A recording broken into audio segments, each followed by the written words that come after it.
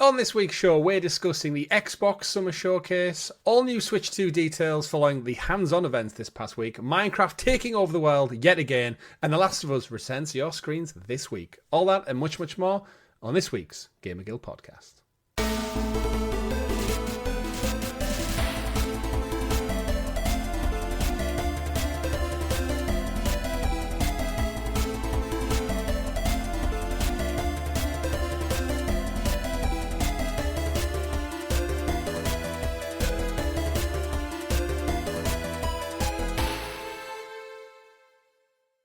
Good game, everyone, and welcome back to your weekly gaming podcast, the GamerGuild Podcast, where we get together and round up all of the week's video game news for your listening or viewing pleasure right here on youtube.com/GamerGuildTV, available here on YouTube and up there in the digital clouds on your podcast platform of choice.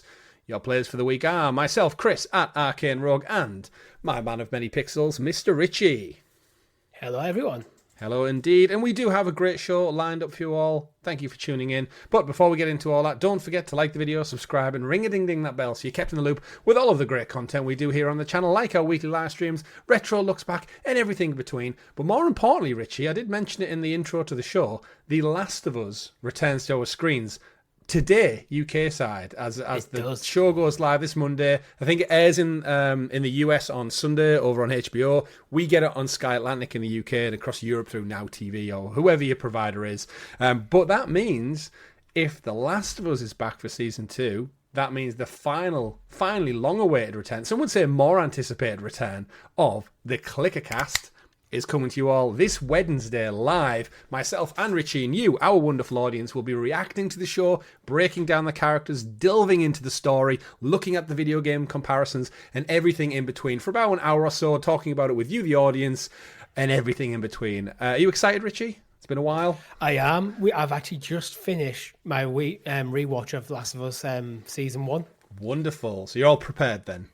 Yep, it absolutely flew over rewatching that, to be honest. There's only 9 episodes, but just like gone. It's great TV. And season 2 is only 7 episodes, so it's actually going to be a shorter run this time. Of course, if you are playing catch up, like some people are out there, season 1 is fully available now of both the show, of course, and the Clickercast. Available on podcast services and here on YouTube. We've got a lovely new intro paid for by our wonderful guild heroes, those folks who support the channel that extra little bit further to bring you those wonderful animated intros. So we do hope you enjoy all that. But yes, this Wednesday, join us live as we return to the world of Naughty Dog's The Last of Us.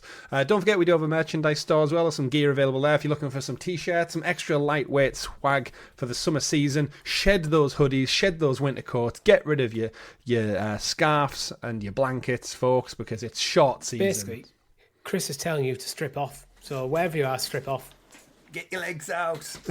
Get your legs out, everyone. And if anyone asks you what you're doing, just say, I'm buying a GamerGuild t-shirt. Exactly.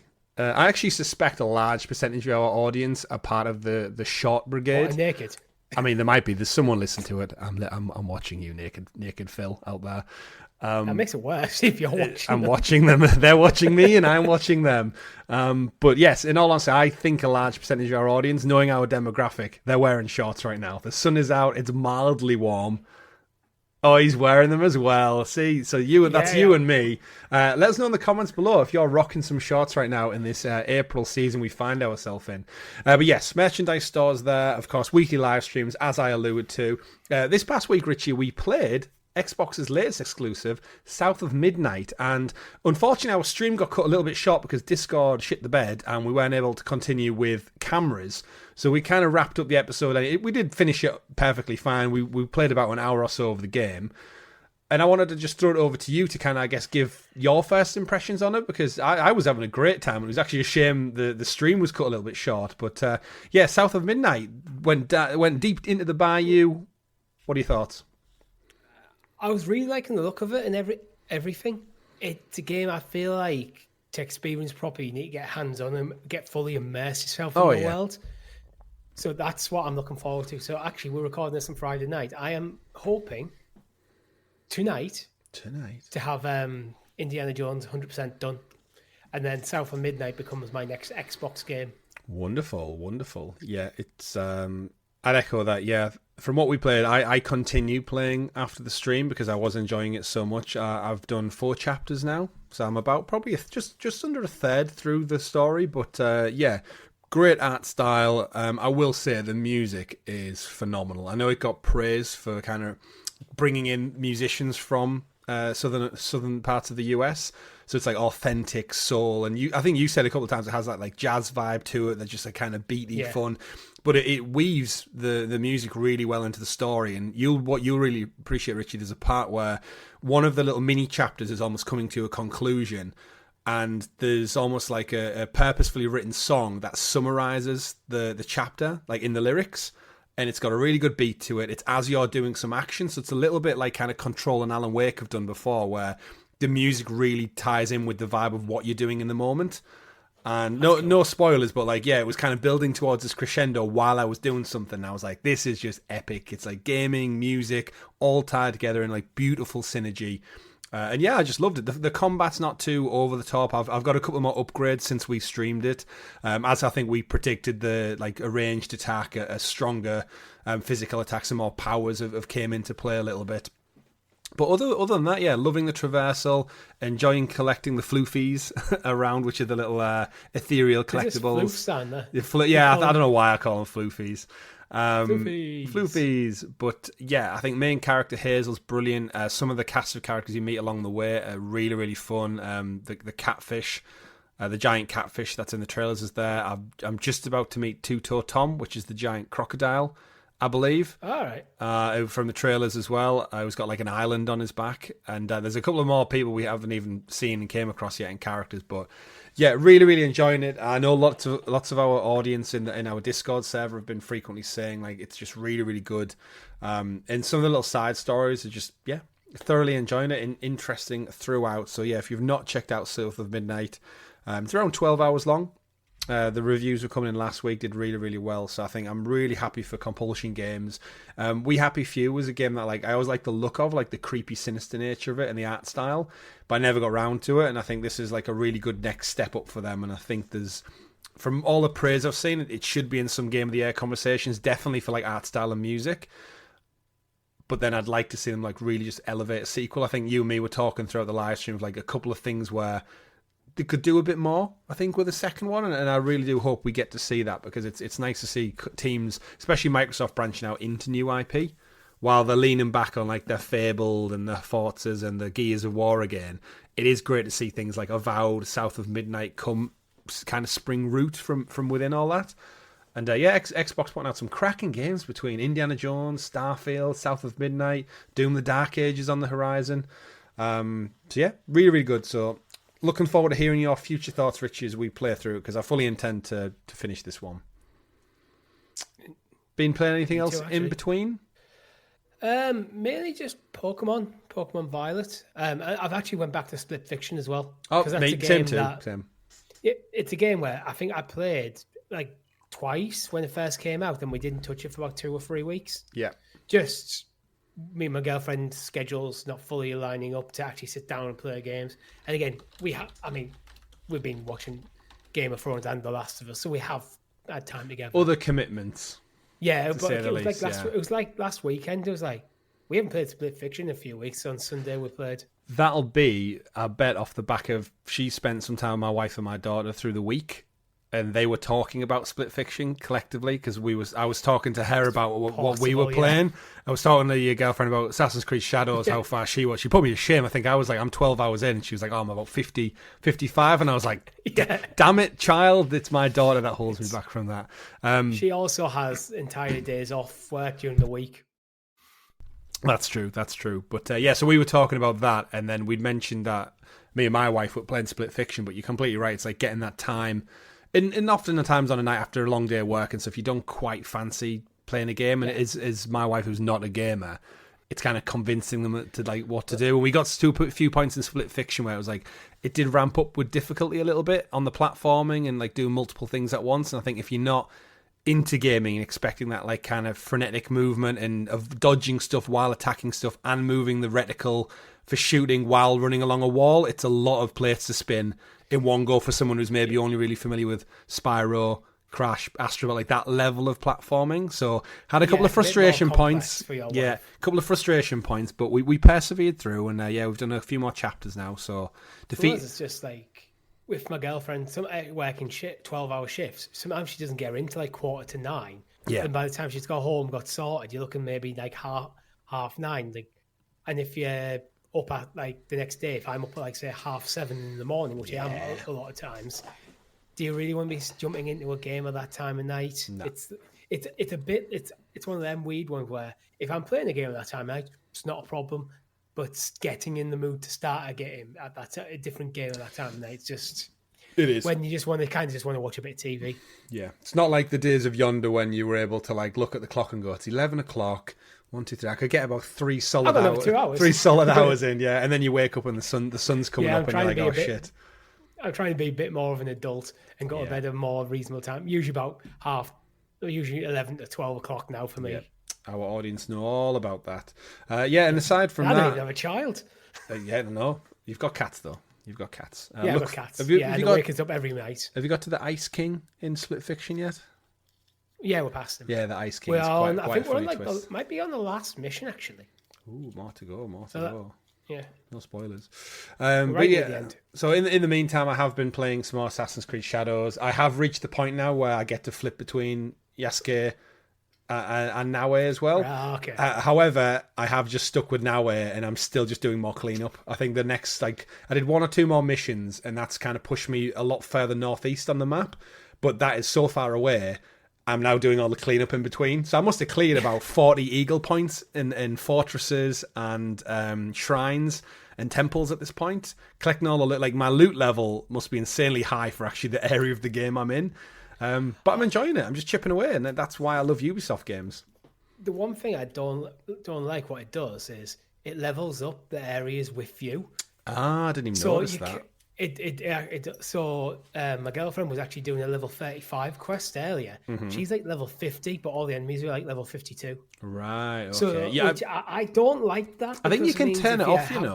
I think similar to instant assassinations. I think it got criticism for that when it did it in Origins. So I think in Odyssey they rectified it so you could turn it on and off, and then I think that's just continued through Valhalla. And into this. By default, it's on, and people like my girlfriend, she doesn't like to mess with the settings. She leaves everything as default. Yeah, and she won't touch anything. So it's like, I don't like that as a mechanic because I feel like sometimes if you're in an RPG, if you're struggling with an area, you want to go away, do some other stuff, and come back to it. Yeah, I agree. But then if everything levels up with you, then you're losing that aspect. It's almost like the damned if you do and damned if you don't, because I think with a lot of the RPGs, they kind of funnel the level difficulty to tell the campaign story. So it wants you to head to a certain area to experience a story, and then it brings you back around to the more difficult. And then the final boss, the end of the campaign, is inevitably in the level 50 zone, where you're not going to be able to just walk in, kill everyone, even though it should be the final base, almost. Yeah, you mean the narrative has a solid structure, and the game design. Yeah, because it's open world. Yeah. But no, I'm thoroughly enjoying it still. And again, there's just so much on offer right now. I haven't even touched on Days Gone. Had its remaster, came out today at the time of recording, I think, as well. So that's a quiet launch. Yeah, it was a quiet launch. I'm not going to get round to it. Quite frankly, I've got between wanting to play Indiana Jones again, but being conscious of I'm not buying it while it's full price. I'll hold off on that, but Shadows is going to keep me there for another couple more weeks. South of Midnight in between, Split Fiction with my wife. Played a little bit of Astro Bot the other day with my daughter, just watching kind of him running around doing things. Kept her captivated for a whole 20 minutes, so I'll take that as a win for now. She did sit there with a little controller thinking she was playing, jumping around and doing stuff, so it's like... she's very much in that Tales from Sonic Play number 2 phase right now, where just sit with a controller and think you're doing something, but we'll get there. It's a start. It is, absolutely. And she thinks every controller I own is hers. So immediately points at it, picks it up, risks breaking it. I've packaged away my 30th anniversary, my Astro Bot limited edition controllers, just in case she gets them off the shelf and I come in and just smash to pieces on the floor. So, I mean, surely you knew this when you had decided to have a child, that all your stuff is now hers. Yes, but that's why I lock it in this room out the way. So we'll see. But yeah, plenty to play, plenty to do, and of course, Richie, as with every show we do every single week, plenty to talk about. But we can't get into all that until you introduce us to the graciously gathered GamerGuild Gazette, aka the news. And as always, the news every week is brought to you by our guild heroes, the fantastic folks who support the channel that extra little bit further. From as little as 99p, you can join the Gamer Guild and become a hero for... Click and join down below. You get all the extras, the perks, the bonuses. Richie's full run of Pokemon Blue is available now. We've, of course, had videos... Well, sort of full run so far. So far, yeah. So far. I'm about halfway through. And we'll probably have some other perks up over the coming months, weeks and such. But as always, exclusive stickers and badges next to your name in the live chat.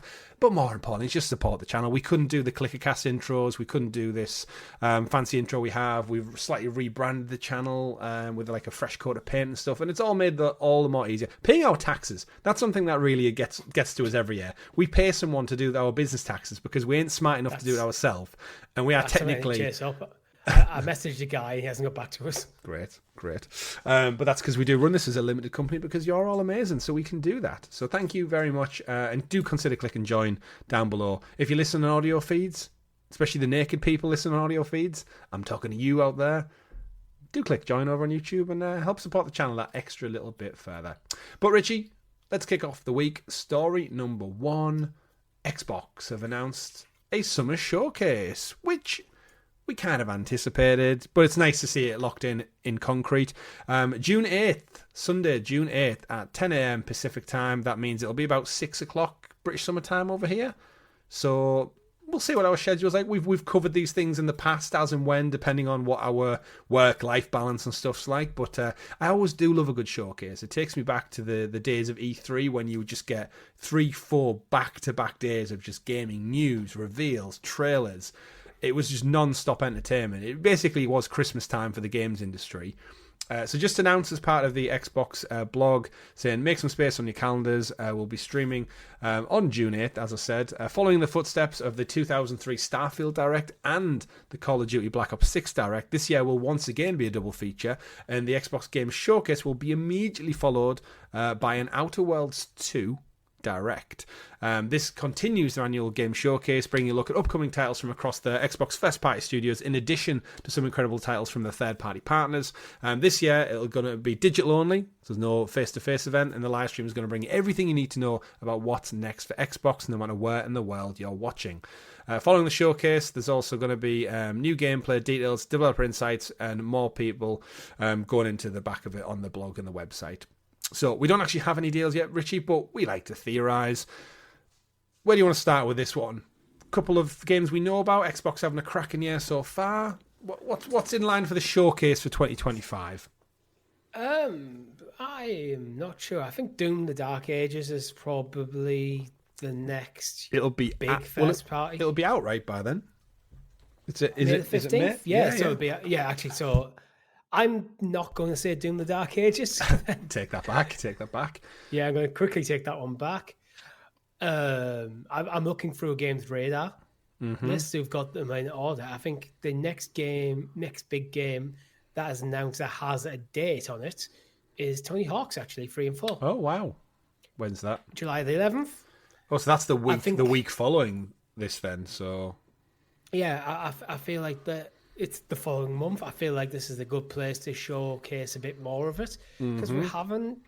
Yeah, it's a remake of 2 beloved games, but we haven't had any sort of like deep dive into mechanics or anything yet. Right. And with all the controversy over Bam Margera, I could almost feel like showcasing him in a trailer there just puts that to bed. Well, he's been confirmed, hasn't he? Now. Yeah. But just to he's actually in it. Yeah. Yeah. Look, there he is in the game. Yeah, I could agree with that. To just move on from it. That's the first thing I'd expect. Tales of the Shire, possibly. July the 29th coming out. Not an Xbox game, but... Yeah, it's been delayed a few times that it was supposed to be out last year, then it got delayed to March. I'm trying to think of more like the Xbox first party, like what they're all up to. In terms of studios, wise, it's been a while since we saw anything from. I know it's not first by actually. Ark Survival 2. Remember they completely ruined it by getting rid of the original game and you putting the remastered version up instead. And we got a trailer what feels like years ago now with Vin Diesel on a dinosaur. It has just been silent. It's still slated for 2025, the best I'm aware of. Mm-hmm. But is this an Xbox or a Summer Game Fest thing, do you think? I mean, it's been marketed with Xbox. True. I was leaning towards this could be Summer Games Fest. Okay. I could see that one. Could be Xbox. So Clockwork Revolution's another one where it was announced at the Xbox Game Showcase 2023. It's slated for 2025. Mm-hmm. I feel this showcase could be a nice time to slap a date on it. Yeah, that's the BioShock style one, isn't it? Yeah. From In Exile. Yeah, it looks really good. So they've got a few irons in the way. Feels weird because I feel like we've got a big chunk of Xbox games that have kind of dropped in the first half of this year now. It's like, to be fair, like the Outer Worlds 2, that's following on from Obsidian earlier this year with Avowed. So that's going to be like their double hit this year. Do you think we see anything from Halo, Gears? Probably, surely Gears E-Day is the next big thing. Yeah. I wouldn't expect anything Halo until Gears is out, to be honest. I feel, or at least until we're on the run-up to Gears. Well, 343 was obviously rebranded as the Halo studio a couple of months, well, like just before Christmas, I think it was now. So they're like deep on that one. But yeah, Gears, do we think we get a date for Gears? Like, they're not going to have a summer showcase and not go big on one thing. Well, the one thing is the Outer Worlds 2. Do you think that's not like that's the direct after? I don't think that's the big way to end your showcase, though. No, I feel like Outer Worlds 2 is the one where they want to do develop a deep dive, but that's probably closer than Gears E-Day. Yeah. So Gears E-Day might be a case of let's get this into the showcase. Yeah. So Gears, I think Gears probably another big trailer for some gameplay for Gears, and I think that'll be the big one they end on. But then they ended the last one on that, so I don't know if it's like maybe too much of the same thing. In between all that, do you think we get any? I know you said no Halo news. What about some Halo news for PlayStation? Master Chief Collection. Showcase. I'm sure Phil's recently came out and said though that you'll start to see more of this multi-platform announcements, like in and amongst like the regular stuff. Like if they truly go multi-platform, they need to stop. They can't keep segregating the announcements. Yeah, but this wouldn't be a new announcement for Xbox. This would just be a PlayStation announcement. If it was, let's say they were doing a Gears remastered collection, that's going to be Xbox and PlayStation. I could see them doing that here. Yeah, but just going Master Chief's collections come out of the PlayStation. That feels like that's something you put on the PlayStation marketing side. Okay. What about Starfield then? Does that make the jump to PlayStation? It'll been over a year and a half come the summer.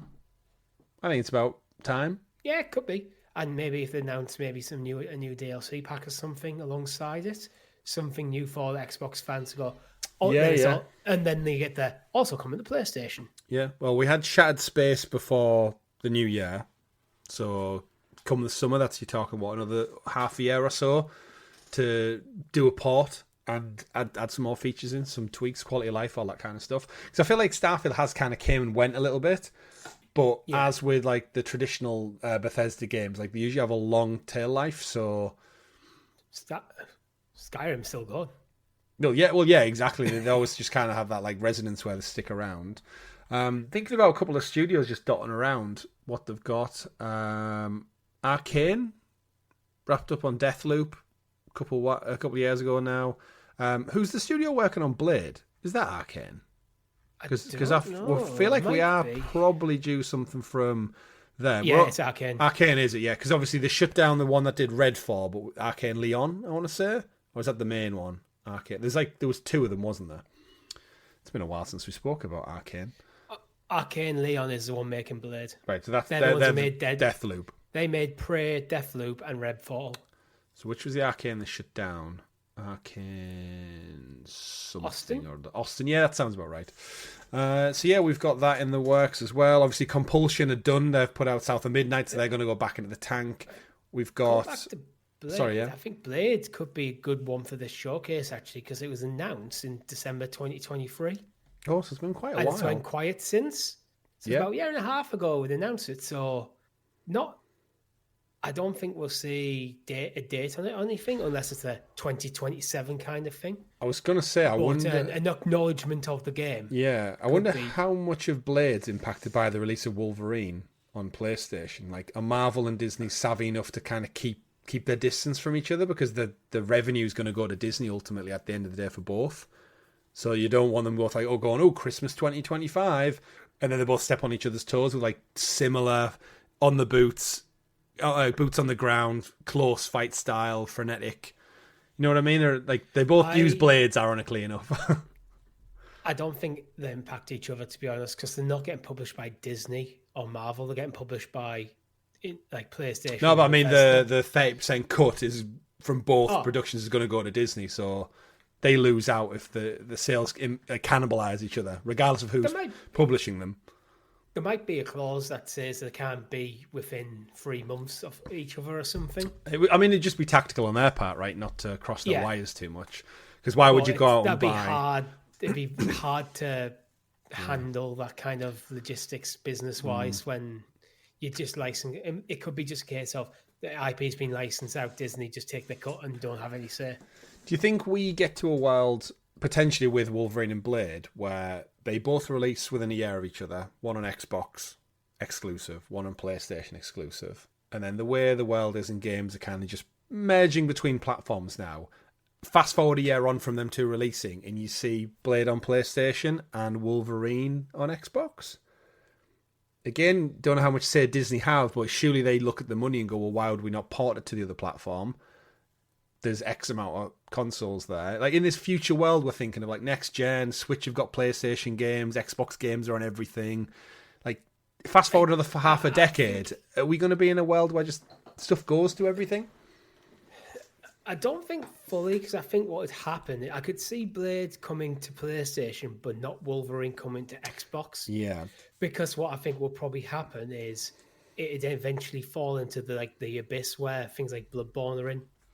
Where, or The Order, where the rights to them games and who has to have approvals and stuff a bit murky, and I can't see Sony putting the effort in to port the game. Yeah. So they'd have to probably give approval for the game to be ported, which they might be willing to do, but that would then require someone from the Xbox side, to be passionate enough to pitch that to Disney to get PlayStation to allow it to come over. Yeah, that's where I'm wondering about like multi-contract layers from their standpoint, where they're like, actually, well, if you want to make a sequel to Wolverine, you also have to port the original one to Xbox, and vice versa for the Blade deal. Yeah. It can be on Xbox exclusive for timed only, but then you have to port it to PlayStation. And I get what you're saying, where it's easier going that direction because Xbox has the lesser footprint. Yeah, and they're the smaller one. Willing. Yeah. If they have that will there, so it's if we ever see one of the Spider-Man games on Xbox, yes, I think we could see it. Yeah. Until that day, because that would be the perfect test bed for something like that from the Sony side. Give them Spider-Man, see what happens. Absolutely, and especially their relationship with Insomniac, having made Sunset Overdrive an Xbox exclusive. That's like probably the best Sony studio to do that port because they have that insider knowledge of how Xbox works. But we digress a little bit on that one. It's already running on Windows, and Xbox is just a modified version of Windows. There you go. Money on the table. Would be largely minimal. So money on the table. id Software, obviously they've got Doom Dark Ages coming out imminently, so they're pretty much tied up with that one. Double Fine. Not seen anything since Psychonauts 2 back in 2021. So they've had a 4-year incubation period, and their games tend to be on the smaller side. So I think we could see the next big thing from Double Fine. Didn't they announce it's not going to be another Psychonauts as well? I believe so, yeah. I think it's a new IP they've said they're working on. So a little bit longer. But I'd imagine it's in the same guise, like just a smaller scope game. Could be. The one I want to bring up is Hollow Knight Silksong. Because that is a much anticipated game. It was announced at an Xbox showcase. It's confirmed to come to Game Pass. We've recently seen it at the Switch 2 Direct. Yeah. It feels like this could be the place to announce it, because if it's always been planned for Switch 2, they might not have been allowed to announce it until we had the date for Switch 2. Yeah, it's quite smart. Which might be the reason for the silence on it. Yeah, keep it ticking over. And if Microsoft have the rights for the announcement of that, this could be the time. Good shout. Machine Games, think Indiana Jones just ported to PS5 or porting to PS5 this month, so I think that's probably them done. My guess is we're going to get a sequel. Maybe DLC. Yeah, story DLC could work. If they want to do story DLC, I think announcing it now is probably a smart move, because you don't want to fall in the trap of having your DLC announced too late after the game comes out. Yeah, absolutely. Especially on a single player game that doesn't really have much staying power once you've finished everything there is to do. Yeah. Having nearly finished the game now, do we reckon a sequel's on the cards? It was praised last year. It obviously missed out on the Game Awards because of the cut-off date, but I think Troy Baker was praised. It's had its port. It's sold well. It plays well. It's a cool concept. Yeah. I think it is. It's just it's a solid game. I don't have any real major gripes about it. Good. I agree. I think and maybe something that could make it a bit bigger. Mm-hmm. More zones to go to, more biomes, effectively. And I guess in a world where Harrison Ford is no longer making movies, this probably is the future of the franchise. Yeah, just keep going. It's actually good. Maybe go even further into like the puzzle solving element of it, because that's sometimes where actually I think the movies don't do as much as you remember. Yeah, they also got away from it as every new entry came out. Mojang, Minecraft's huge at the moment. Once again, we'll get to that later in the news because there's some viral stuff going around. Obviously, original Minecraft, very, very old at this point. We had Dungeons, we had Minecraft Legends, which we've got first looks up on the channel with you, me, and Rob. Do you think Mojang have like another partnership game out? Like, I think Minecraft's just going to be one of them eternal games, isn't it? Where we get any kind of spin-off you can connect to that universe. Obviously, the core game will keep going. We'll just probably get updates for it, right? What more can they add to these blocks? Well, Dungeons was 2020, Legends was 2023. Maybe another spin-off for 2026, a Legends 2 or something. Yeah, quite possibly. Well received, but never going to crack that original nut of Minecraft. Oh, no. Ninja Theory, then I don't think they're going to be there because it's obviously Senua's Saga Hellblade 2 only came out last year, so we're definitely nowhere near for them. Do you think a PS5 port? Again, maybe not at the showcase, but just while we're talking about Ninja Theory. I think a theoretical port would do well. Did Pua, I think, on Xbox, like other than that launch weekend, I think we've said many times on the show, just nothing happened afterwards. Like Microsoft very, very rarely spoke about it. I don't think anyone I've listened to has really spoke about it beyond that launch week. So I think a PS5 port is like squeeze that last bit of juice out of it. And you've got to remember, the original game is a PlayStation game as well, so the audience is familiar with the branding and stuff, and it's more in line with what we've seen traditionally from PlayStation games anyway, that third-person story type game. But yeah, I think squeeze a little bit of juice out of that franchise and then see where the studio goes. I've got another pitch for like an ender of the show. Perfect Dark. Yeah, Perfect Dark. It's the initiative in Crystal Dynamics, so it's kind of first and second party. The trailer from last year was fantastic as well. Yeah. We don't know when it's coming out, but I think another footage and slap a year on it. That could be a nice year on it. Playground obviously working on Fable, which just got punted to next year, I believe. They delayed it to. And then inevitably, Forza Horizon. Forza Horizon obviously going to have a huge month next month on PlayStation because it was like top of the pre-order charts. It's basically going to eat Gran Turismo's cake for a couple of months of this year, I believe.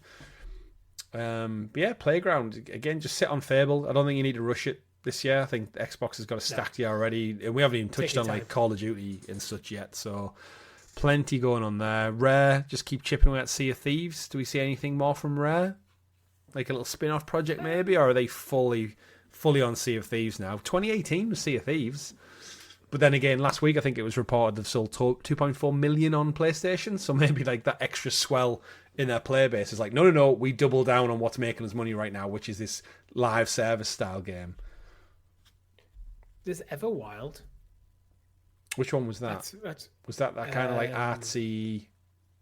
Yeah, we only saw a brief trailer, didn't we? We haven't seen much. I haven't seen much of it.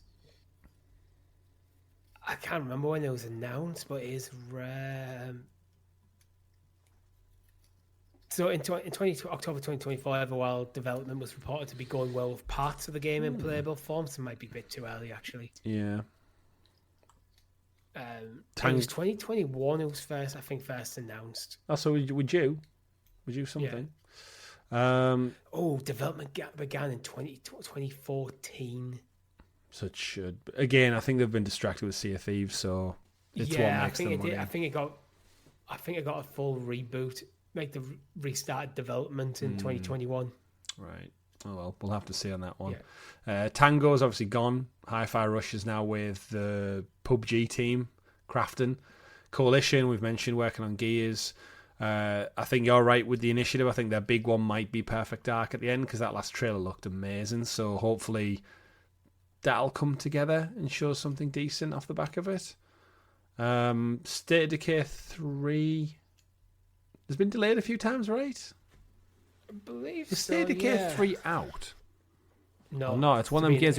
If you told me it was out, being announced, or launching in 2026, according to this article, so probably see an update from State of Decay 3 then. And yeah, I think that's about it. Really, we've got obviously the Elder Scrolls ticking away. Not really touching that. I'm more excited, I think, with all of the studios we've talked about, just new things, and I think that's what Xbox are all about at the moment. I'm going to throw a wild card into the mix. Studio wildcard. Square Enix. Final Fantasy VII remake. It was announced to come to Switch 2. Right. Which suggests the exclusivity is finally up with PlayStation. Finally. That is a get for Xbox. It is. Certainly is. So cool. Xbox Showcase coming this June. Folks, let us know in the comments below what you think Xbox will be bringing to the table this summer. Anything new? Anything old? Anything crazy? Let us know in the comments or in the Discord chat. Keep that conversation alive. Speaking of keeping things alive, Richie, we've got this month's PlayStation Plus catalogue games for the month of April, which features some quite decent titles. Kicking things off, coming on, if I can find the date, April 10th, we've got Hogwarts Legacy. We've got... Terrible game. No one should ever play it. Blueprints. Lost Records Bloom Range Tape 2, which is part 2 of it. Road to Masters, which is the EA Sports PGA Tour 2025. Battlefield 1, which is the best Battlefield in many, many years. Play It Up. But it's not the first one. It's not. And then on PlayStation Plus Premium, you're getting Alone in the Dark 2, which is one of the older ports. And War of the Monsters, also, which is the 2003 PlayStation 2 classic. That also actually got ported to PS4 when they did like those 10 PS4 classics a couple of years back. Great game, War of the Monsters. You get to fight as like King Kong, Godzilla and stuff, and just walk around like a mini-map and throw radar towers at each other and smash through buildings. And as you imagine, a bit of a brawler, but a 3D one. But yeah, overall, I think decent couple of editions. I think Hogwarts Legacy is a huge win. Just by how big that game was. Again, the only game in the last decade to pip Call of Duty to more copies sold, which just tells you the scope. Which, in a weird way, also means surely everybody has it at this point. The one I did want to... some people who don't. Oh, of course. Because there is still people who don't have Mario Kart 8, and I'm one of them, so it's possible. That's true. There's a few of you weird people out there. I guess... The other one I wanted to talk about, though, was Blueprints. I don't know if you've seen this one, but I've seen a couple of people talking about it in the in like the kind of gaming sphere with podcasts and stuff like that. I just wanted to bring up its Metacritic because I don't know anything about this, but I know Jason Schreier, who works at Bloomberg, who he's well known in the industry. He was quoted this week in an interview saying like it's one of his favorite games of all time. And this is someone who knows his video game. It's currently sitting on a 93 on Metacritic. And this could be like the indie darling of the year that comes out and just blows people away. I don't really even know what the game's about. Like, I don't know if you want to pull up a Steam review a little bit, and I'll just read some of the reviews, because I want to just shine a light on this, because it's getting a lot of traction right now. But yeah, 93 on Metacritic. Let's have a look at just pulling one of the two reviews. Eurogamer gave it 100. I wanted more strange possibilities from the spaces I live around, but with Blueprints, I get that. What an extraordinary game this is. IGN France gave it 100 as well, 10 out of 10. A skillful blend of gameplay and compelling storytelling make for an adventure puzzle game that is not to be missed. The Guardian gave it 100 as well, and the fact that Blueprints is the best titular homophone in video games, sorry Fortnite, it's a game about the blueprints of Mount Holly Estate, a naturally and magical mansion that, like this, has a story. In this, the family behind it, the fantastical wider world in which they live, that you will draw you to the 46th room and far beyond. So I know something about the game is like you go through levels of the house as you go up through it. That's about the gist I've got from it. GameSpot gave it a 9 out of 10. They said it's one of the most memorable video game experiences they've ever had. It is at once accessible and impenetrable, frustrating and euphoric, like each of my dozens of permutations of the Holy Manor Holy House itself. It's truly one of a kind. So it sounds like there's a house that evolves like procedurally generated levels. But yeah, I think Jason Schreier said he'd put like 120 hours into it already. And it's only been out a short while. I think he might obviously got a review code. 10th of April. I mean, we're recording this on the 11th. Obviously, he did get early access, but yeah, it just shows you, like, quickly, like, this isn't even, like, fully launched. So to go into PlayStation Plus, I think it's a great get for anyone who's curious. But yeah, have you got the Steam breakdown of, like, just what this game actually is? Yeah, so the blurb is... Welcome to Mount Holly, where every dawn unveils a new mystery. Navigate through shifting corridors and ever-changing chambers in this genre-defying strategic puzzle adventure. But will your unpredictable path lead you to the rumoured Room 46? And the tags, it's got puzzle, exploration, mystery, investigation, and 3D. Oh, 3D, I'll do look at later. Yeah, 3D. So... yeah, I don't really know. I'm guessing it's... I think people who enjoy puzzle games, like The Witness, I think was another one that got like 10 out of 10s and stuff. And I think if you're into that kind of like classic puzzle solving... but yeah, this one just apparently nails it on all fronts. So actually the synopsis continues a bit. Upon reaching a closed door in Mount Holly, you decide what room appears behind it, and each decision shapes the path as you navigate through the manor. Every door can reveal new and exciting chambers that contain their own unique challenges and secrets, but be careful how you draft, for each day the manor's floor plan resets and the rooms you saw today may not be the same rooms you see tomorrow. Okay. So you're kind of crafting this manor house as you travel through it and to unravel the mysteries of it. So it seems like each room has... It's essentially like an escape room, but if it was a game, right? Yeah. It's the vibe I'm getting. Each room you're going to solve a puzzle which is going to unlock another part of the house. But because the house is procedurally generated, you kind of write your own story as it goes, seems to be the gist. But, you know, I can't argue with the Metacritic, and I can't argue with some of like the reviews I'm hearing and reading about, so...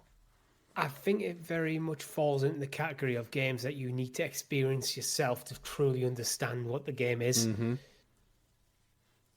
But yeah, it does fit, because you do get games like that where it's like it's hard to where it seems hard to compare them to anything else, so you don't really have anything to grab onto. Yeah. Because I can kind of summarize going, yes, when you travel through the mountain, when you get to a door you haven't been before, you decide what the room on the other side's going to be. I got nothing. But that doesn't give you why that's interesting or good or what that does to the terms of the story. But then when you get people like Jason Schreier, IGN's give it a 9 as well. So it's getting 9s and 10s everywhere. There's got to be something there, right? Yeah. There's really got to be something that words don't fully capture. Yeah, I agree. So between Hogwarts Legacy and the seemingly breakout hit Blueprints, you've also got Lost Records Part 2, which I feel like, I know we covered it a couple of weeks ago, like Lost Records, obviously a variation, a spin-off of the Life is Strange franchise, like by the same developers. Not spin-off, but you know what I mean, like spiritual successor. Yeah.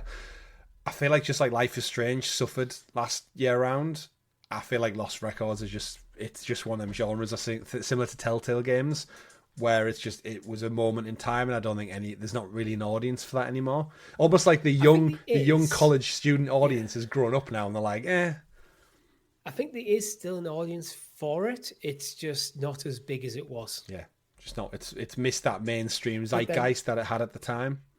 Yeah, so is this both parts now on PlayStation Plus? 1 and 2 are out, but I believe there's up to 4 in total.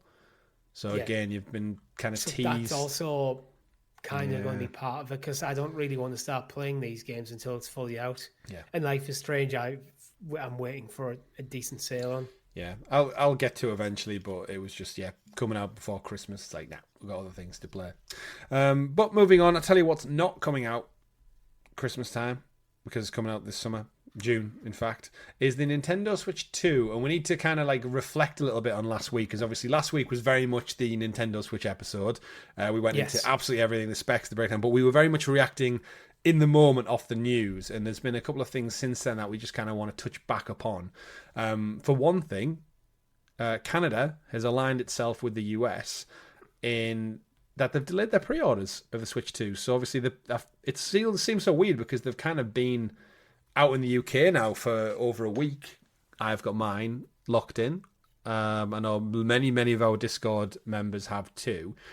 And yeah, over in poor old Canada, and I say poor old Canada because the US are frankly doing it to themselves right now. So it's not sorry for them. Well, not really them. It's just one guy, but we won't go into that side of things. Pre-orders were set to go live in Canada on April the 9th, so 2 days ago at the time of recording. And unfortunately, they've determined that they're going to align themselves with the US. They've not given a specific time. They've still committed to the launch date of June the 5th. That remains unchanged. However, Nintendo have stated they will provide an update at a later date.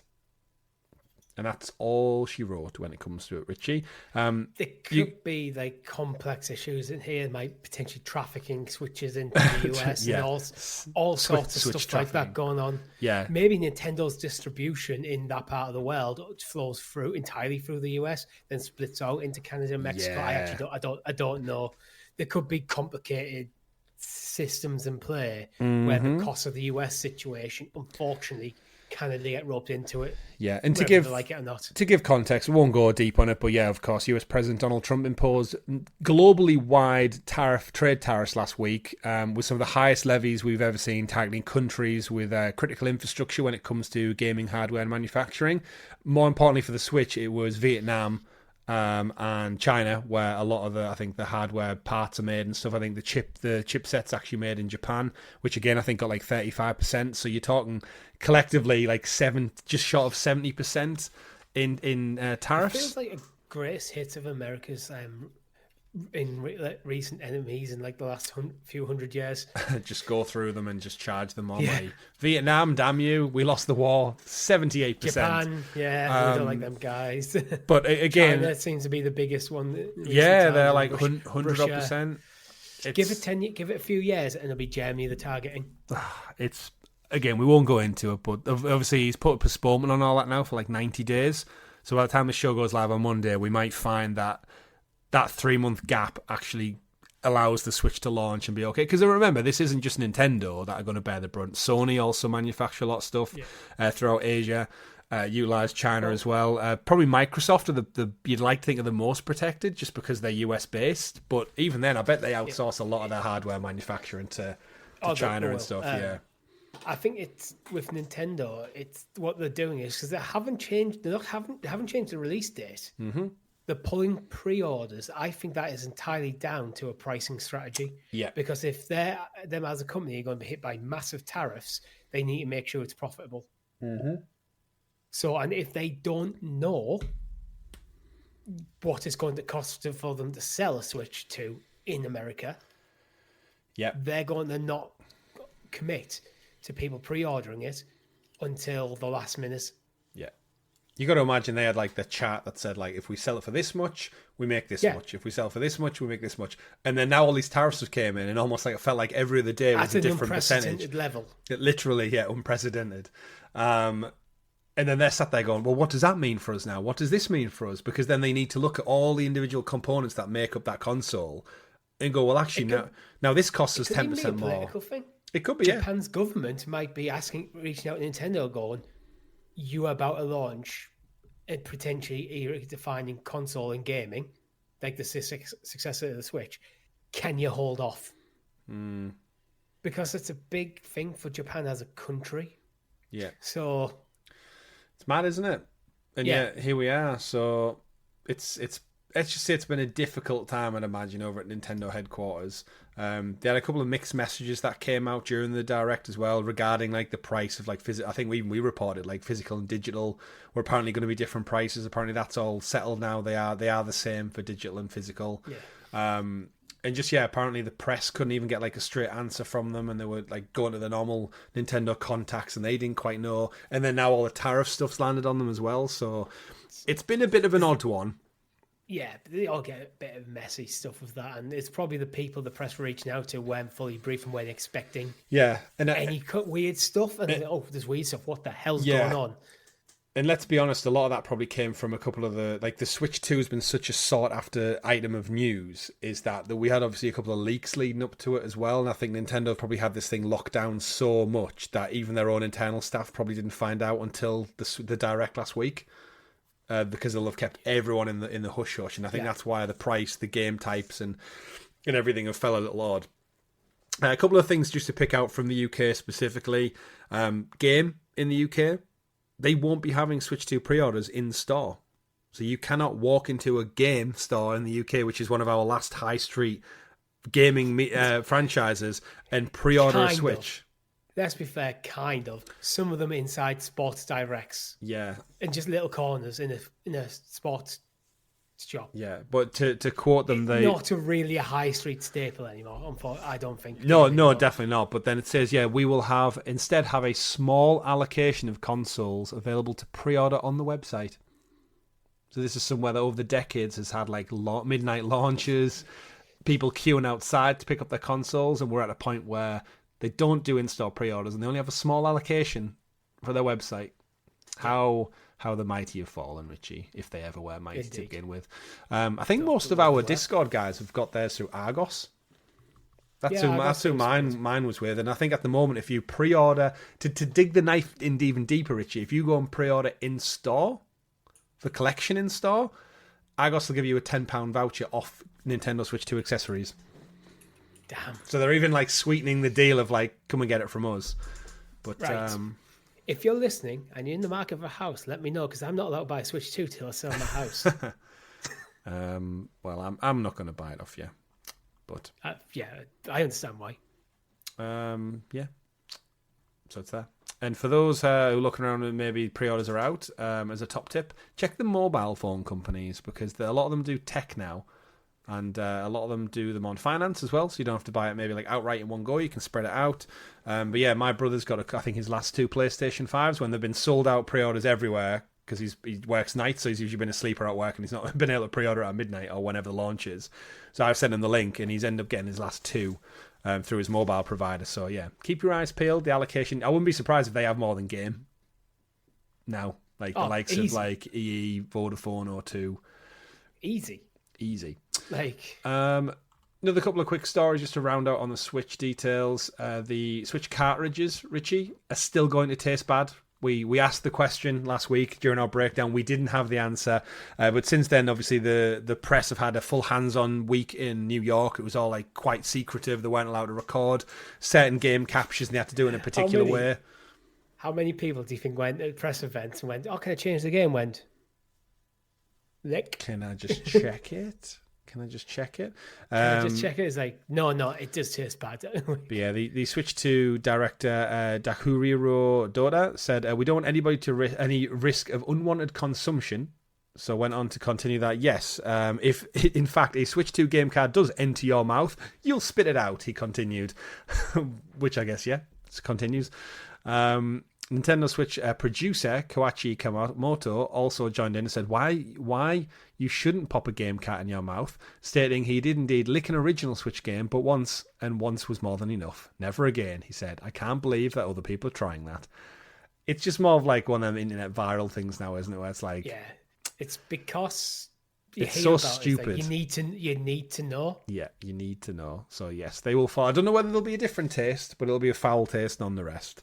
And alluring to leaks, in and amongst all that and the Switch news, obviously great pre-orders are out. The US and Canada are doing their thing. We'll see what happens with all that. We got some leaks actually, Richie, which is quite a rarity. A Nintendo-related leak included footage of a scrapped Retro Studios game, as well as a unreleased Ridge Racer title. According to a thread on Reddit, which it seems legit because there's actual footage and stuff that have came out of it, different builds were found for a Nintendo Switch development kit, which included an old Splatoon debug, a version of Rhyme, an unreleased Lego Civilizations game, an unreleased Ridge Racer prototype game, an unreleased Retro Studios game, or internally known as Project Harmony, and a Nintendo's ARMS debug kit. So yeah, this was apparently the Ridge Racer was in tandem with Bandai Namco, run on Unreal Engine 4, and then it looks like the footage from the Rare Studio title Harmony was also shared online. I'm not going to share it with our audience just in case we get claimed for sharing leaked footage. Yeah, Nintendo can be quite litigious. Absolutely, I'm not going to risk that one, but you can go and find it. It'll be on Reddit. Just search for like Ridge Racer leak or Rare leaked footage or something. And you know what? I don't think we'll actually see these games because Splatoon 2 was 2017, ARMS was launched. Again, it's an old debug kit, so it's probably something that was left around a couple of years back, and it's just it's been nabbed, it's been stolen, sold on eBay, whatever happens. It's flogged probably. Yeah, but I mean, if you look at it, the Ridge Racer looks like a racing game. I don't know what more to tell you. It doesn't look as pretty as Gran Turismo or Forza are going to, because it never was. And it was probably more just clinging on the game. The Rare one, however, Project Harmony, does look like, I would say, something akin to Banjo-Kazooie, maybe? It looks like some kind of like RPG to do with music. But that's about... You have changeable characters by the looks with different abilities. It's very basic in terms of its design. It's like block framework. It looks like the character designs are kind of there. Yeah, mixing between like a girl, a bird, some kind of like, I mean, four different size characters, which I'm guessing all have their own different skills, features, powers. A flying fish of some sort. And I'm guessing, similar to Banjo-Kazooie, you use that to traverse the world, find stuff, do stuff, collect things, and progress probably like a whimsical fairy tale story. Like the girls, I guess the girl's the main character, and you can almost like tame other beasts, which it looks like there's 4 of them. Yep. But yeah. Seems to be. But alas, it is no more. So some Switch leaks, but I'm sure they've doubled down on much better titles to come out of it. One of the other things I wanted to touch on is the kind of pricing structure of the Switch 2. So we spoke and we broke down like the Switch game prices and the kind of the difference between there was 3, right? There was the Switch 2 only games, there was the Switch 2 remastered, which is the Switch 1 games, and then there was the digital copies, I think, that moved over. But one of the things I was listening to NVC, which is IGN's Nintendo podcast, this week, and they go into a little bit of depth about like kind of the variations on them. And now if you go into a shop, you're essentially going to be hit with like 3 variations of the same game. And Nintendo have since confirmed actually that if you buy one of these Switch 2 remasters, essentially, they will have the full remastered version on the cartridge, because there was some concern. It looked, a lot of the box art was throwing people off, where it looked like you would go in, Richie, if you wanted to buy, say, Tears of the Kingdom remastered for all intents and purposes. Switch 2 edition. Switch 2. It would have the cartridge with the Switch 1 version on, and the box would include a digital code for the Switch 2 version.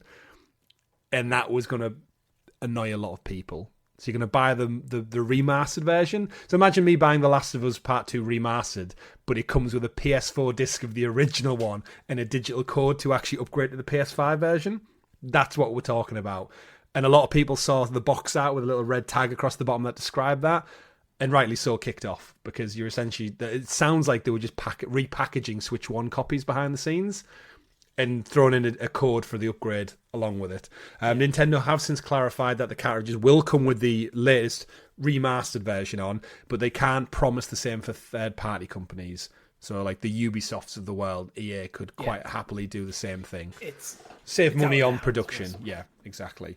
But yeah, I know there was some discourse back and forth about the games.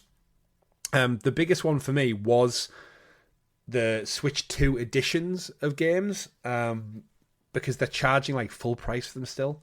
So like if you want a Nintendo Switch 2 edition of like Kirby, for example, if you don't already have the game, yeah, Switch 2 edition Kirby, just to give you a it doesn't even have it on Amazon. That's how rubbish it is. It's basically full price, like 65 quid, something like that. And it's like, this is what, a 4-year-old game, charging 65 quid for it? Bit of a stretch. Yeah, Nintendo games don't really go down in price, though. They don't, so Tears of the Kingdom is, on Argos, actually, is $64.99 for the Switch 2 edition. Mm-hmm. But it's reported by The Gamer that the upgrade cost will be $10. So, if you're savvy, you can go buy the Switch 1 edition, buy the upgrade, and you probably save yourself a couple quid. Yeah. But yeah, to be honest, I don't actually mind if the full remaster is full game price because of the update, because you can pay for the upgrade path separately if you already have the game. And if you haven't, this is a brand new game to you. Do you know the Kirby game doesn't come with the DLC either? Doesn't it? No, that's 20 quid extra. So it's the Switch 2 edition, but it doesn't come with the Star-Crossed World DLC. On Argos it does. Kirby and Forgotten Land, Switch 2, Star-Crossed World pre-order, $64.99. It's got Star-Crossed World on the box. All right, might be another one that I'm thinking of. I was doing the garden while I was listening to this podcast, so fair. Don't hold me to it. But yeah, it's one of them things. But as you said, I think Nintendo always lock in their prices and very rarely budge them, which I think from a software standpoint, it legitimizes it a little bit more. I think Ubisoft almost like shoot themselves in the foot a little bit because they like discount so heavily, you almost like condition your audience to go, we'll wait a little bit. The interesting one is Donkey Kong Bonanza is $64.99. Mario Kart World is $74.99. Yeah, why the difference? For 2 first-party temple like flagship games for the launch window of the Switch 2. Yeah. Why the difference? Yeah. Is it just the Mario Kart effect that they know they can slap any price on it and still sell absolute tons of games? Well, you'd imagine a lot of the Mario Karts are going to be the bundled in one, which is £20, £30 cheaper, right? You end up paying like 50 quid for Mario Kart with the bundle, which is the one I've opted for because it makes sense. You're going to want Mario Kart. You're going to play Mario Kart, and it's going to be evergreen. So maybe that's it. By adding that £10 onto the price of Mario Kart World, you're making the price of the bundle look better. Yeah, agreed. But moving away from Nintendo, I'm sure we'll have Nintendo Switch news out the wazoo over the weeks and months to come. Last of Us, Richie, we touched it at the start of the show. HBO's show is about to kick off.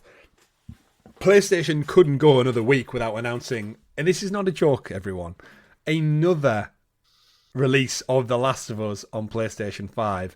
This now comes in the form of The Last of Us Complete, which includes The Last of Us Part 1 remaster and The Last of Us Part 2 remaster on PlayStation 5.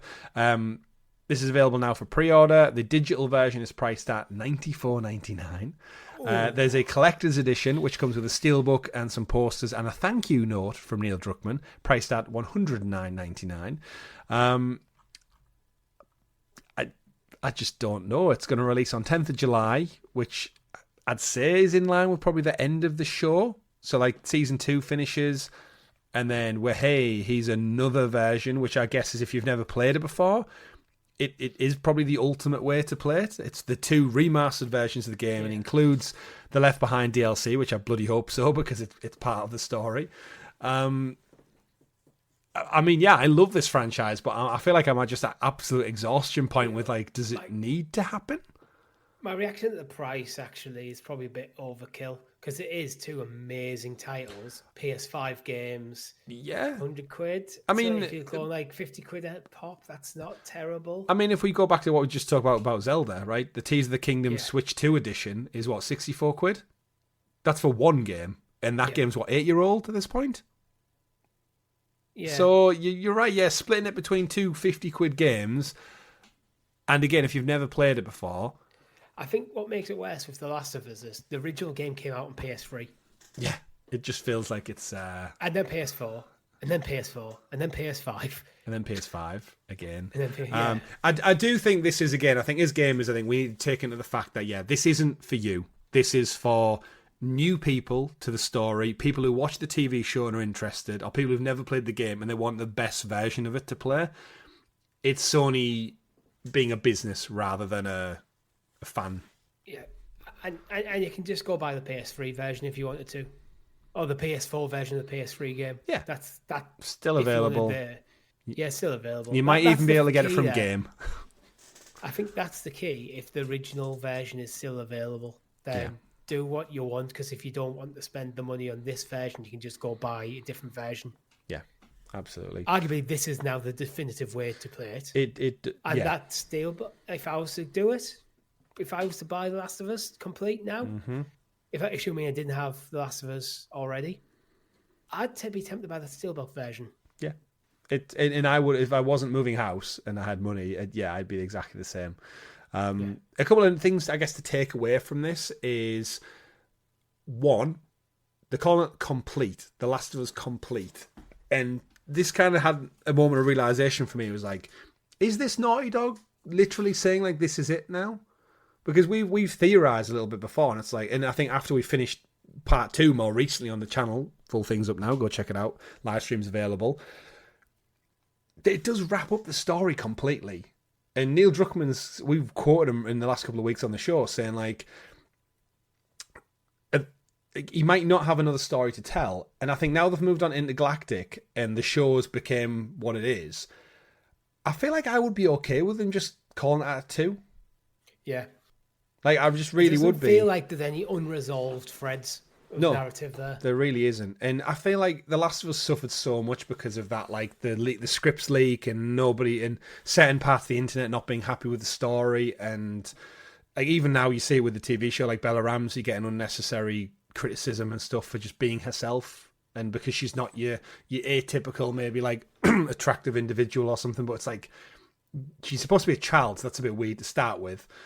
But then, like, people saying, like, the person who's playing Abby should have been casted her. And it's like, people saying they should have recast her for season 2 because she's supposed to be older. It's like just people have just this Bella weird... Ramsey is now older. Yeah, but it's like, but she doesn't look older, Richie, so that's why. It's like such a weird bitterness that the internet holds. But it's weird how people who know nothing, pretty much fuck all about this shit. Yeah. Let's be fair, obsess over the looks of characters, specifically female characters, more so than male characters. We saw Aloy in Horizon went through the same thing because they changed their design slightly. Yeah, which is barely even noticeable. But don't pay any attention to the actual phenomenal quality of Bella Ramsey's acting. Yeah, I can't think of a better cast for Ellie. She nails it. She might not look exactly the part, but she's about 90% the way there. Yeah. And her acting's good enough, it's believable. And if you can't dispense that belief for a moment, then why are you watching fiction? Because you're never going to be happy. Absolutely, yeah. Don't go watch James Bond because he's been played by 8 different blokes over the last 80 years, so that's going to piss you off something royally. But yeah, so like we've got the complete edition. I think it would be ironic for them to release a part 3 and then a complete edition remastered, I guess, in 5-6 years' time. I did laugh. I did have a little internal chuckle at some of the comments on the, when it does like the splash screen of the awards and accolades.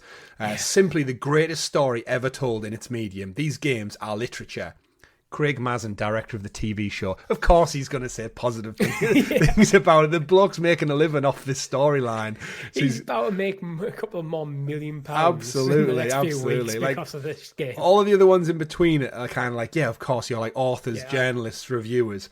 I would be curious as well as when it goes to the 300 Game of the Year Awards and it goes 10 out of 10, 5-star, bang, bang, bang, bang, bang. How many of them are from the first game and not the second game? Like it's not quite clear what those awards are for. But part 2 is phenomenal as well, so it's well earned. Back to the game, I don't think Neil Druckmann would touch The Last of Us again unless he has a very clear story he wants to tell with them characters in that world. And he probably has some drafts and some outlines of potential stories, But if there's always that question mark of, but why tell it? Yeah. Is not Ellie's story done? Am I forcing a story on these characters? Yeah, absolutely. Then sometimes you're just better off actually going, you know what? It's 2 parts. We're moving on. Yeah. But I completely agree with you. And if I had the money, I would have this complete edition because I've got multiple variations of the game now, but I can't justify getting a 4th version of this game just to have that copy on the shelf. If I had no children and more income, 100% that would be going into my collection. But yeah, I don't quite need it just yet. But yeah, I'm sure there'll be another remastered out by next week, so we'll be okay. Moving on to some quick news stories for the rest of the show. I do have a little surprise for the end of the show, Rich. I don't know if you've seen it in the notes yet. I have. You cheated. I don't know much about it. Good. That's good. I watched. I know the answers to the first 2. Oh, dude. We'll get to it. We might get to it. We'll see. Yeah. Mafia the Old Country has got a release date that's leaked this week. So we knew about Mafia from its announcement at the Game Awards, I believe it was. 2K seemed to have accidentally leaked its own release date as well. The Steam News promotion went up as part of the PAX East panel this past week, and it straight up just said August 8th, 2025. The article and post has since been taken down on Steam. But I mean, this is pretty much just a shoe-in, right? Yeah. It was part there. Hangar 13 haven't done anything since the remastered back in 2021, I'm going to say, off the top of my head. 2022, maybe.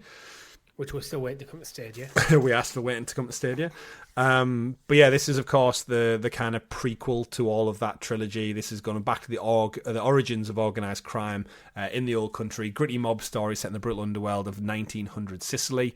You're going to fight to survive as Enzo Favara and prove your worth on the Cosa Nostrada in this immersive third-person action adventure set in a dangerous and unforgiving era.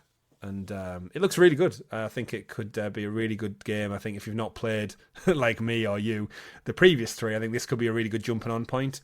Best looking game to date, modern hardware, detached from the original trilogy, almost like a mini reboot in a way. And I guess if you enjoy this one, you've got 3 more to go and experience. So yeah, I'm hoping it does well for them because Hangar 13, with pardon the pun, are probably hanging on a little bit after the low performance of Mafia 3. And then they don't really do much other than Mafia. So if this fails, they kind of have to go down with the ship. So it's a bit like Borderlands, isn't it? This where it's the 4th entry in a long-running series that it's got acclaim, but they've never really hit the heights of the first one, like 10 years on. And I think this is a make or break for them. Yeah, I think so. They're just the games that just have never jumped out of me at me. Yeah. In like the huge plethora of games out there, I'm aware of them, but they're never on the list of that. I'd want to give that a go.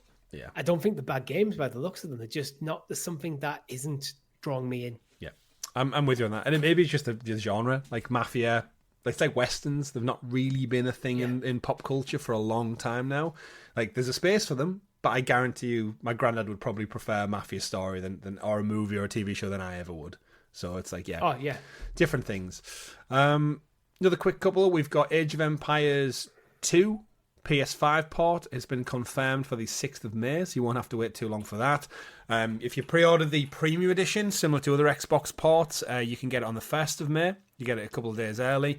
And they're clocking in at $29.99 for the base edition and $44.99 for the Premium Edition. Originally released in 1999, the PS5 ports are going to include 4K Ultra HD graphics, remaster soundtrack, the 3 expansions, including Return to Rome, Dawn of the Dukes, Dynasties of India, all bundled in as well. And on top of bringing back all the older content, the multiple DLC packs that have been released for the Definitive Edition, they're all included in the Premium Edition.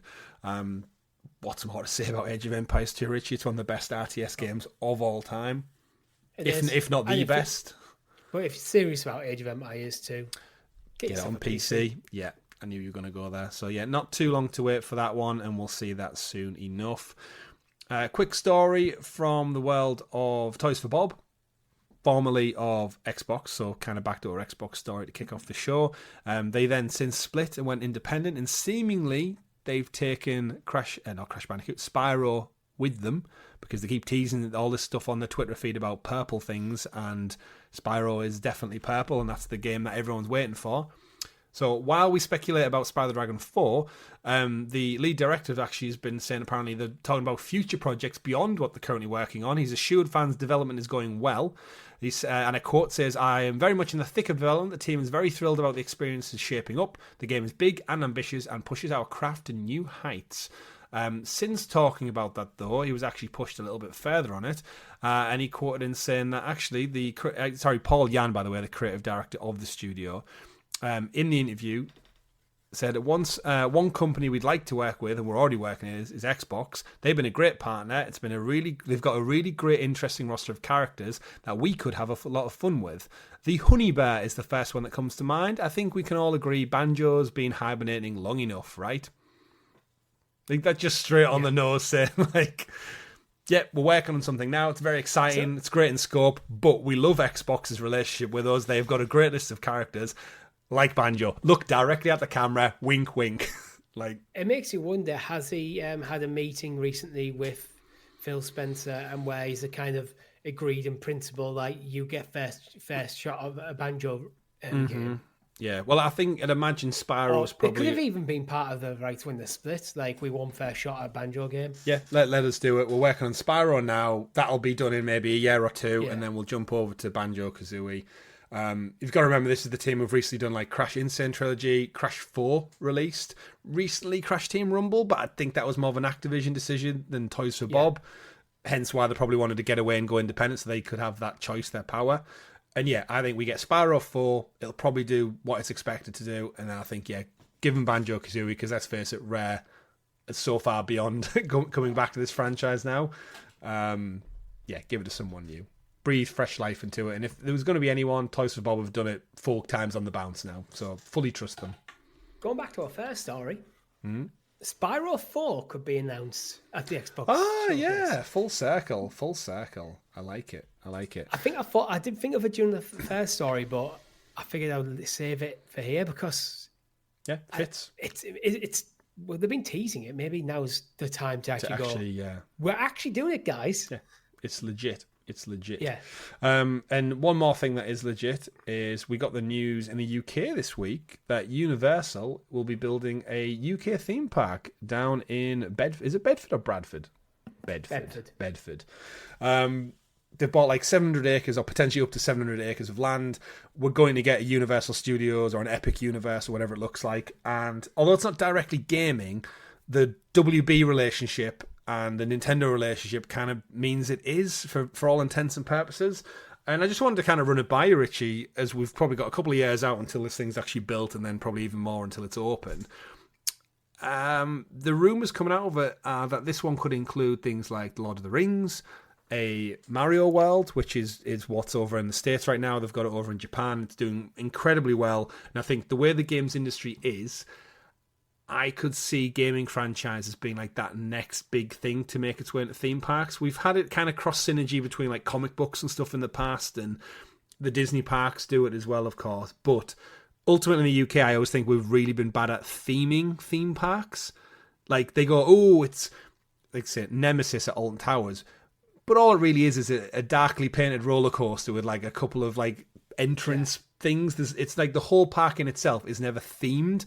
And I think when you go to a Disney World park or a Universal park, it ultimately fully embodies what the theme of fantasy or science fiction or whatever it's going for. It fully embodies it, from the cues to the path to the foliage that they use, the signage. It's all fully, you are in that world. And we've seen it with the likes of Harry Potter. Lord of the Rings is a big one. I think Mario is one. Any kind of gaming franchise you think could wiggle their way into this alongside Mario Land? Well, we know Harry Potter won't be, because I think Watford's got the Harry Potter experience, and I think the rights to Harry Potter theme parks in the UK isn't held by Universal. So and I think there's people from Universal quoted as saying it's not fully off the cards, but it's not likely. It's not going to be their first priority. And that makes sense, right? If you have a very successful business selling Harry Potter merch just outside of London, why would you want to pull that audience to a different part of the country and potentially cannibalize it when you've got other franchises like Jurassic Park, Lord of the Rings, and other ones sat there? Lord of the Rings is an interesting one because for full breakdown of this, actually go see Ned of the Rings YouTube channel. He talks about it. Yeah, I watched from that. the Lord of the Rings point of view, where it seems to have been cut from the initial BBC article that straight up mentioned Lord of the Rings being there. But then that's also the article's since been retitled and reference to Lord of the Rings. It seems like it might have been pulled. Yeah. So I'm putting a question mark against that, but I think they'd be stupid not to have an area themed around Lord of the Rings in the UK. I mean, they've got Game of Thrones as well with Warner. If it is a Warner Brothers deal, obviously. Although the Tolkien estate is notoriously difficult to deal with, so they might just be. But don't Embrace her on it all now, though, right? They bought it all from Middle Earth. It's so skewed. I don't even want to get into it now. Yeah, but I would imagine the Tolkien estate might hold the right to reject. But then Embracer have some. Things. Amazon bought some for Rings of Power. Warner Brothers have some because we just had War of the Rohirrim come out before Christmas, and it's like. It's a whole thing, but I mean, I would love to go and walk through Rivendell or climb Helm's Deep or like whatever kind of world they can recreate. Or even just go on a ride where I'm sat on Treebeard's shoulder and he's taking me through Fangorn. Just anything like that, I'll be down for. But yeah, it's coming to the UK. Curious, interested. I'd like to see them expand on Mario Land because Florida's a long way for us to go here in the UK, and it's very expensive. And I want to go on Mario Kart in real life. I want to go on Donkey Kong's Crazy Barrel Ride and. Before I die. I feel like a Nintendo Europe needs to exist. Yeah, it does. Shame about the weather, though. Shame about the weather. Right. In Spain. Last quick couple of stories, Richie. Have you seen the Minecraft viral stuff going around?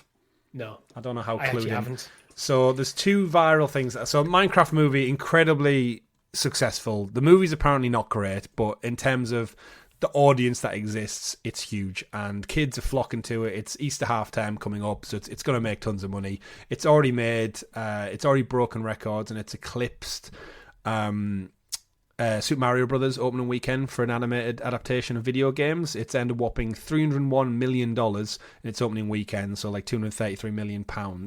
And that's just in its first weekend, and the Easter holidays haven't even kicked off yet. The reason why it's arguably so popular is between kids is there's a part in the movie where, again, spoilers I guess, in the game Minecraft, if you combine a zombie with a chicken, there is a rare chance that the chicken turns into a chicken jockey, where he like a jockey and a horse, the zombie will ride the chicken around. And in the movie they're in a wrestling ring, don't ask me why or how, and it happens, a zombie lands on a chicken, and Jack Black shouts chicken jockey, and the viral meme is every kid in America so far has been popping off, when he says that line, screaming, throwing popcorn around, police have been involved, staff and security. Yeah, I mean, you've seen the clips of them popping off. Chill out when you're in the cinema. Yeah, it's a movie. Sit in silence, turn your phones off, like Idris Elba used to tell us, and Mark Strong, where they go boo and scare the shit out of you in the dark. But that's one of them. Have you heard Jack Black's new song from it as well about Steve's chicken? Now, it's an absolute banger. I'm just going to say it now before it goes viral. It's been on my feed about every 5 scrolls today. I've sang it to my wife when she got home, as I did with Peaches last year with Super Mario movie. And it's one of them things. It's an earworm. It's only about 4 verses long, and it's in my head now. So it's very much going to go viral alongside this. I just wanted to include it in the news because, off the back of this movie, it's going to because it's got that viral sensation and it's already attached to Minecraft, which is huge to begin with, it's going to do well. I just want to say, Jack Black out there, I know we appreciate him for Tenacious D and stuff, and other people appreciate him for School of Rock, but between this chicken song, Peaches from Super Mario, and the Britney Spears remix he did for Kung Fu Panda, he's had 3 absolute banger. If he wrote jingles for adverts in the 80s, he would be minty. He'd be like Charlie Sheen in 2.5 Men, living off the royalties of these adverts. But yeah, after this episode, Richie, go listen to it. It's Steve's, just search for Lave Chicken. That's what it's called. So basically what you're saying is we totally call what Minecraft would do. It'd be a mediocre movie, but would absolutely smash records and everyone in the world will go see it. Yeah, and it's doing just that. Do you understand? Yep, sounds about right. One thing that's not smashing records, unfortunately, seems to be the PlayStation concert. It's reported that numerous dates are being delayed and others cancelled across European countries. This is a live stage show featuring music from across PlayStation's 30-year history. The tour kicks off in Dublin this month before moving to the UK for 6 dates, and then it's going to tour the rest of the world across 2025 and 2026. However, over on Reddit, some people are saying they're getting ticket notifications from the supplier as of this Monday, saying that they've been informed that events in Poland were not going to go ahead. Even though people pre-ordered them, bought them, paid for them.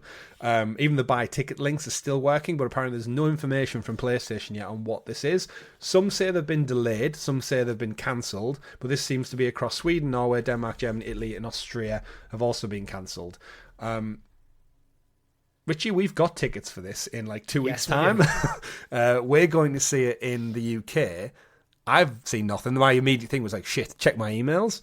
Yes, I checked mine too. We're still good. We're going to go and see the beauty of orchestral music of PlayStation titles, hopefully, and have some drinks and be merry. Any concern or surprise like why this is happening? I thought this would be like a slam dunk. Like concerts, orchestral things are like really, really popular. I've done a Jurassic Park one. I've done a Muppets Christmas Carol one since then. Lord of the Rings in concert. Like they're huge money spinners now for like classic pop culture. Is it just the wrong time, or is just PlayStation not as popular as maybe we thought? Only 150 odd million in the wild. Do you feel like these might be getting cancelled because of the lack of ticket sales, or could there be something else going on? Because they have meant to have some performances by people like Gustavo Santaolalla from The Last of Us, Ian Eshkeri from Ghost of Tsushima, Bear McCreary from God of War. So maybe it's commitment for some of these, the high-profile people that are necessary for it to work. You think they'll actually be there? It's not just going to be like their music; they're just the writers. Yeah, it is meant to be them, the writers, but it's possible. I don't know. It seems. I just hope it doesn't get cancelled. Information is weird. So like, close to the actual event as well. It's like the AO Arena in Manchester that cancelled things like the night before. Yeah, but it's not like one arena is cancelled because of problems with the arena, or it's not like a consecutive run of dates because of some sort of weird logistical problem. Yeah. It's scattered across Sweden, Norway, Denmark, Germany, Italy, and Austria. Definitely weird. And obviously, it's weird. So I hope no one listening to this is affected. And we're certainly not, hopefully. No. Yeah, me too. I'm fingers crossed. Like, I'm looking forward to it. Just 2 weeks away. Too. But speaking of music, I wanted to round out this week's show with something a little bit different. We won't do it all, but I wanted to kind of put it over to our audience. We've got a musical game quiz that obviously our audience... I went with music because I thought our audio listeners, those dirty freeloaders, I'm looking out for you out there. Richie, I'll share this with you, I guess, so you can hear the audio with it as well. That comes with it. I would expect. I do not have the video up here. We're playing this from a YouTube video. And full disclosure, as I said earlier, I have cheated. When I was doing my research on this, opened up, watched the first 2 episodes, realised you're probably doing a quiz and turned it off. Yeah, it's good. That's good. So yeah, my thought with this is alongside our audience, you can play along with us. Right, though. If you keep, that's good. That's good. So this is a musical quiz on a YouTube channel called Kabunio Gaming. Go check them out. Great channel. Does quizzes for like artwork, box art covers, and music as well. And I thought it's an interesting. I've seen it this week on a couple of podcasts that I follow doing it. And I thought let's put mine and Richie's and our audience's knowledge to the test to round out this week's show of a video game music quiz. So it's going to give us 10 seconds each with a little snippet of music from a video game. And we've just got to guess the game, Richie. It goes very easy, medium, hard, very hard. So I'll be curious. Maybe we do this over a couple of weeks, something like fun to end the show on. That's a little bit different, just to see where we get. So without further delay, let's get into it and see how good we know. Of course, if you've not played it, you probably won't know, but we'll see. So let me know if you can hear this to start with, Richie. Hey, listen. I should click watch stream. That will help. Yes, I can hear it. Good, right. So I'll go back a second. So this is the first 10. Let's get into it. Here we go. I cannot see the video right now. The video doesn't actually give any prompts. It's just AI artwork by the looks of it. It's all about the sound. So shut your eyes, folks. Listen along. And as it says, listen. Hey, listen. That's not the first one. That's not the first one. This is the first one. I have no idea. Really? Nintendo something. Super Mario World. Is it? Yeah. Alright. Yes, it's Super Mario World, the title theme. Alright, number 2.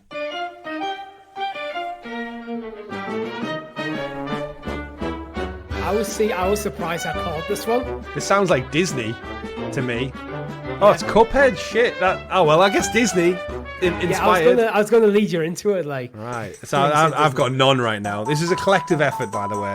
That is Legend of Zelda: Ocarina of Time, and that's the Kokiri Forest theme. Sorry if it's too loud for people. I'm just getting my adjustments ready.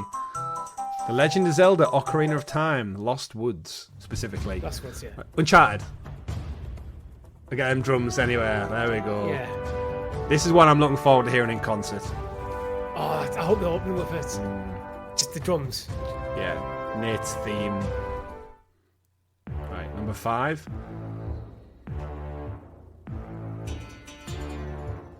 Ooh.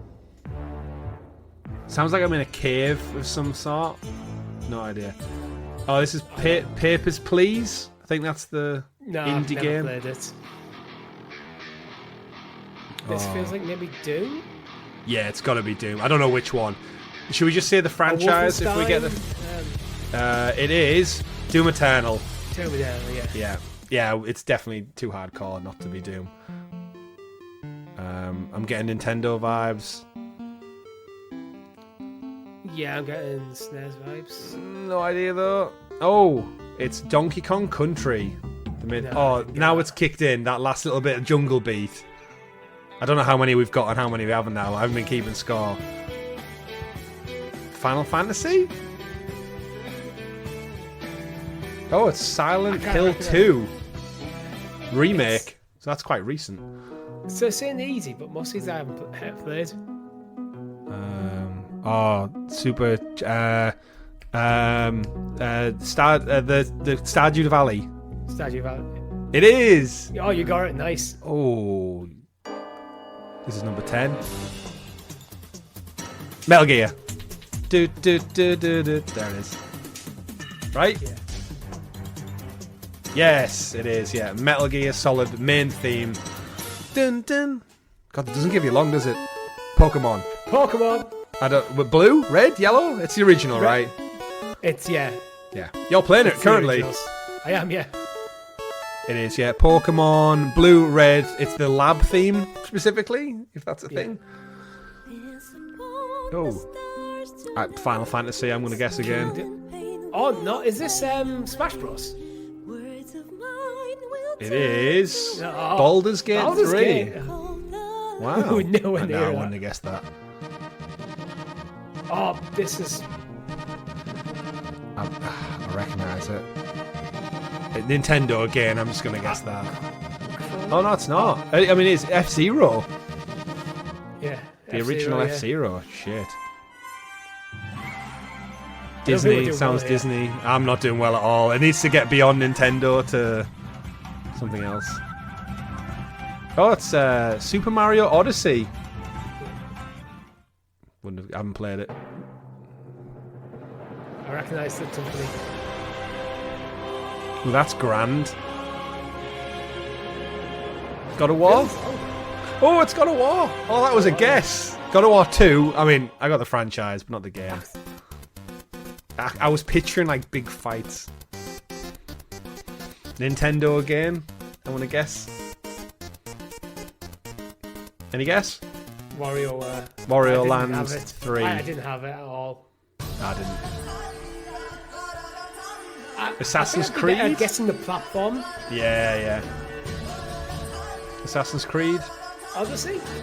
Oh, Witcher 3. Fucking hell, I'm so Wild bad at Hunt. this. Wow. That's Banjo-Kazooie. Oh, it's got to be, hasn't it? Yeah. Yeah, absolutely. Wank, wank, wank, wank. I can hear the noise, the annoying noise. When you've got a banjo and a kazoo. Yeah. Banjo-Tooie specifically. Banjo-Tooie, yeah. Nintendo. I recognise this. Some kind of march. To a kingdom. Oh, God. It's Captain Toad, Treasure Tracker. I that looked like a fun game when that came out. And the last one,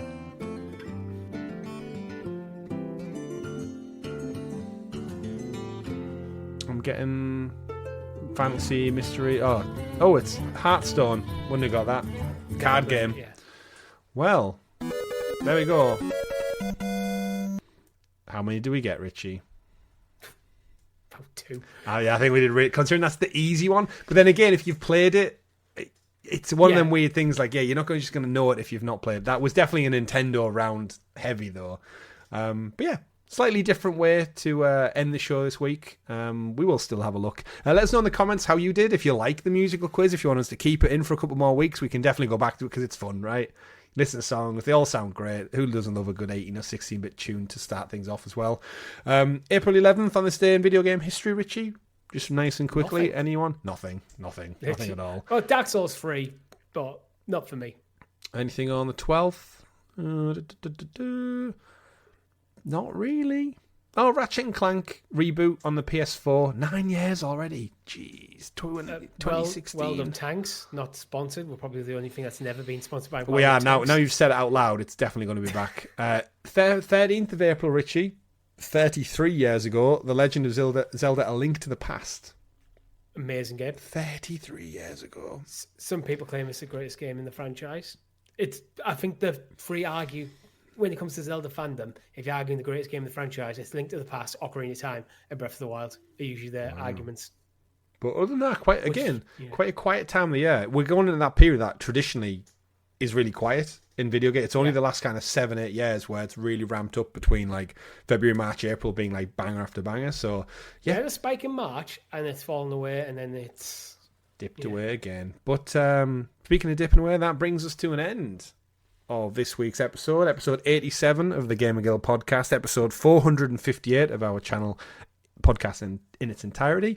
Thank you very much for tuning in to this week's show. Don't forget, of course, like, subscribe, ring the bell, do all that stuff. If you want to support us a little bit more, you can become a guild hero by clicking join below. From as little as 99p, you get early access to Richie's Pokemon Blue playthrough so far, sticks and badges next to your name in the live chat, and we do hope you will all join us this Wednesday for the Clickercast return, because remember, folks, when you're lost in the darkness, look for the Clickercast on podcast feeds and YouTube by searching for the Clickercast, GamerGuildTV, or just subscribe, like I said, so you can find us here. We'll be going live. Get your questions in the Discord, jump us in the live chat, watch the episode, watch it back with us as we break it down, talk about the characters, the development, the game comparisons. If Naughty Dog are going to do a remaster of the show, all of that and much, much more on this week's show. And check out the new intro, because it is really, really cool. But that's been it for this week. My name's been Chris. And I've been Richie. We've been GamerGuildTV. Remember, folks, play wherever makes you the happiest. Goodbye. Bye.